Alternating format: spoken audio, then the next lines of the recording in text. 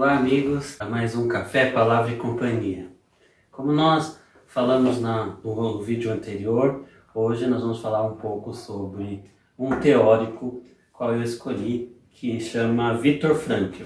Mas antes de falarmos no Viktor Frankl, quero te lembrar, se você ainda não se inscreveu no canal, se inscreva no canal. Se você tem gostado desses vídeos, dos temas que nós temos tratado, compartilha com seus amigos, indica o vídeo para que eles se inscrevam, para que eles acionem as notificações, para que eles recebam toda vez que chegar um vídeo novo ao canal. Então hoje nós vamos falar sobre Viktor Frankl. Quem era Viktor Frankl? Viktor Frankl era um judeu que ele nasceu em 1905. Frankl formou-se médico psiquiatra em 1930. 2 anos depois ele foi deportado pelos nazistas para os campos de concentração, onde ficou 13 anos preso nos campos de concentração. Ele foi prisioneiro de Auschwitz, lá no campo de concentração. Ele perdeu sua esposa, seu pai, sua mãe e um filho que estava ainda no ventre da sua esposa. Então, Viktor Frankl, a partir desse sofrimento, de todas essas angústias que ele sofreu, ele desenvolveu uma teoria que se chama logoterapia, que fala da existência do homem, dessa busca do homem a buscar sentido em todas as coisas. Diante daquela dor, diante de toda aquela crueldade que ele vivenciou, que ele presenciou, ele desenvolve essa logoterapia, buscando um sentido para tudo aquilo. Ele pensou, não é possível que diante de tanta dor, diante de tanto sofrimento, nada disso faça sentido. Tem que ter um sentido. E Frankl acreditava que nós, os homens, a humanidade, é inerente nosso, é inato nosso, essa busca pelo sentido da vida, em ter sentido em todas as coisas. Mas antes de aprofundarmos sobre isso, eu preciso pensar com vocês duas coisas. Porque Frankl, ele gostava, ele defendia, ele acreditava na espiritualidade do homem. Mas Frankl fazia uma distinção entre espiritualidade e religiosidade. São coisas diferentes. E eu quero falar com você nesse momento sobre esses dois temas, espiritualidade e religiosidade. Se eu te perguntasse o que é espiritualidade, qual é a sua resposta? O que você responderia se alguém te perguntasse o que é espiritualidade? Bom, eu escolhi um outro teórico para definir a espiritualidade. Existem muitas definições, mas eu escolhi um teórico chamado Boff para definir o que é espiritualidade, porque é uma definição que eu gosto muito. Ele diz assim: a espiritualidade refere-se a essa experiência de contato com algo que transcende as realidades normais da vida. Significa experimentar uma força interior que supera as próprias capacidades. Então o que o Boff está dizendo? Que espiritualidade é uma força que transcende o homem, que sai das limitações, que sai da capacidade normal do homem que ele compreende em si mesmo. Então isso é espiritualidade, quando isso transcende o homem. Nós já ouvimos alguns termos, já ouvimos pessoas falar sobre metafísica. Então transcender é isso, sair daquilo que é normalidade para o homem. Algumas pessoas vão chamar isso de sobrenatural e daí por diante. Mas o que é religiosidade? Se espiritualidade é diferente de religiosidade, o que é religiosidade? Porque, primeiro, que eu quero pensar com você hoje é que a religião é uma maneira que o homem encontrou de se aproximar de Deus. É uma maneira que o homem estabeleceu para buscar uma dependência de Deus. Não é? O apóstolo Paulo, à igreja de Éfeso, Paulo diz assim: porque somos criação de Deus, realizada em Cristo Jesus, para fazermos boas obras, as quais Deus preparou de antemão para que nós praticássemos. Então nós temos uma dependência de Deus, nós precisamos de Deus, porque é importante para nós esses valores éticos e morais que Deus nos dá. Então quando nós falamos de religiosidade é uma maneira que o homem encontrou para se relacionar com Deus, para se relacionar com o divino, né? Então isso é religiosidade. E nós temos essa dependência de Deus, ou essa dependência do divino, porque Ele nos dá valores éticos, morais, cívicos, que vão reger a nossa vida. Então a religião é um meio significativo de expressão espiritual. É importante para favorecer o homem a atribuir sentido às suas experiências que lhe trazem sofrimento. Então é através da religião que nós, através dessa relação com o divino, é que nós vamos atribuir sentido às nossas dores, aos nossos sofrimentos, às experiências negativas ou positivas que nós temos. À medida que nós tomamos consciência desses valores e desses princípios, à medida que tomamos consciência da espiritualidade, a nossa tendência é buscar esse divino, é buscar Deus. Porque à medida que nós nos aproximamos dele, nós reconhecemos a nossa responsabilidade com aquilo que ele nos deu, que é a vida. Então, à medida que nós nos relacionamos com Deus, à medida que nós falamos com Deus, à medida que nós nos relacionamos com Ele, nós vamos entendendo as escolhas que nós fizemos, nos responsabilizando pelas escolhas que nós fizemos, sejam elas boas ou ruins. Porque Deus tem os seus conceitos, Deus tem os seus valores, Deus tem as suas práticas, e à medida que eu me direciono, à medida que eu vou em direção a esse divino, a Deus, eu começo a me responsabilizar pelas minhas escolhas, porque Deus me deu o que nós chamamos de livre-arbítrio. Eu posso fazer as minhas escolhas. A religiosidade, ela é uma forma de prover saúde espiritual. É uma forma de prover a minha saúde espiritual. Então, o homem que se apoia na sua fé, ele busca um sentido para a sua vida, ele busca um sentido para as experiências que ele tem vivido, né? As experiências que ele tem experimentado durante todo o percurso da sua vida. À medida que ele busca esse sentido, é uma busca também por aquilo que nós chamamos de felicidade. E à medida que nós vamos buscar a felicidade, nós também buscamos aquelas pessoas a quem nós amamos. Nós buscamos estar perto daquelas pessoas a quem nós amamos. Então, à medida que eu busco a Deus, à medida que eu me relaciono com Deus, eu entendo os princípios e os valores desse Deus, eu interiorizo esses princípios e esses valores, eu busco a minha, que eu chamo de felicidade. E à medida que eu busco a minha felicidade, na necessidade que eu tenho de me relacionar, eu vou buscar aquelas pessoas, me aproximar daquelas pessoas que eu amo, me relacionar com aquelas pessoas que eu amo. Porque nós, o homem, quando eu digo homem, eu estou falando do homem espécie, então homem e mulher, nós, à medida que nós nos sentimos satisfeitos, realizados, à medida que nós realizamos os valores que nós temos.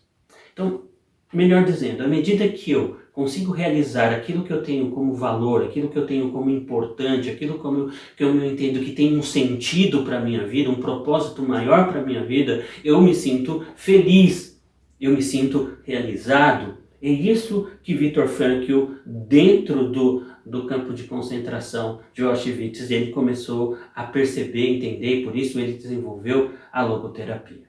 Então, eu preciso entender que espiritualidade é uma coisa, religiosidade é outra coisa, e eu quero te dar uma outra definição de religiosidade. A religiosidade, segundo Wolff, o conceito de religião refere-se ao aspecto institucional e doutrinário de determinada forma de vivência religiosa. Define-se por determinada crença e ritos referidos ao transcendente e entendidos como meios que oferecem salvação. Então, para Wolff, religiosidade são as práticas que eu tenho de buscar esse divino.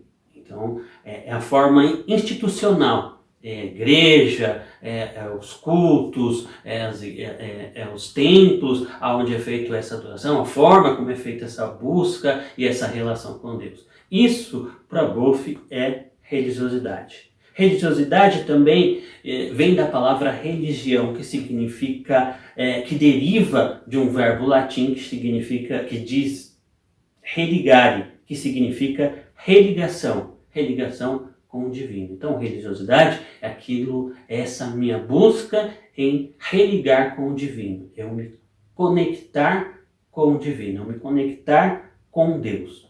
Então, por isso, nós precisamos, antes de pensar na logoterapia, antes de nós pensarmos no sentido da vida, nós precisávamos dar essa diferença de espiritualidade e religiosidade. Então, espiritualidade é essa força interior, essa busca interior que eu tenho inerente dentro de mim, que busca algo, que busca o completo, que busca esses princípios e os valores que vão reger a minha vida, que vão reger os meus atos, as minhas atitudes. Né? Então isso é espiritualidade. Religiosidade é a forma como eu busco isso, é a forma como eu pratico isso.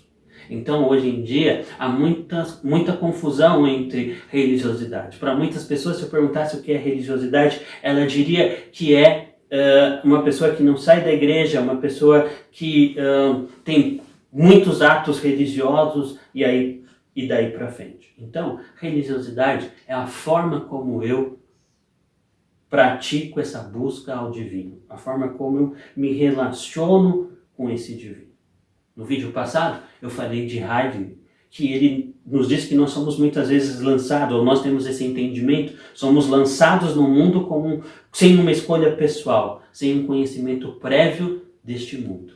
Então eu preciso conhecer o Criador de todas as coisas, eu preciso conhecer o Criador desse mundo, eu preciso conhecer aquele que criou todas as coisas. E quando eu não tenho esse controle, quando eu não tenho esse conhecimento, gera em mim uma angústia na minha vida. E aí, eu falei no vídeo passado, de que existem perguntas que nós fazemos. Quem sou eu? Por que logo eu tenho que passar por todas essas coisas?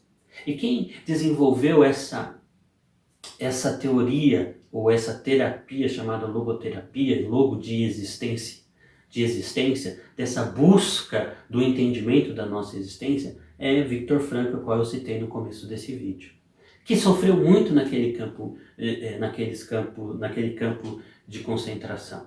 Ele sofreu demais, ele viu muitas coisas, ele viu muitas mortes, ele viu muitos homens serem mortos por homens iguais a eles, com as mesmas dores, com os mesmos sentimentos, com os mesmos medos, e Frankl viu tudo aquilo, percebeu todas essas coisas e aí desenvolveu a logoterapia. Né? Tem que existir algo maior, tem que existir um propósito para as nossas vidas. E a minha pergunta para você hoje é: que sentido tem a sua vida? Por que você...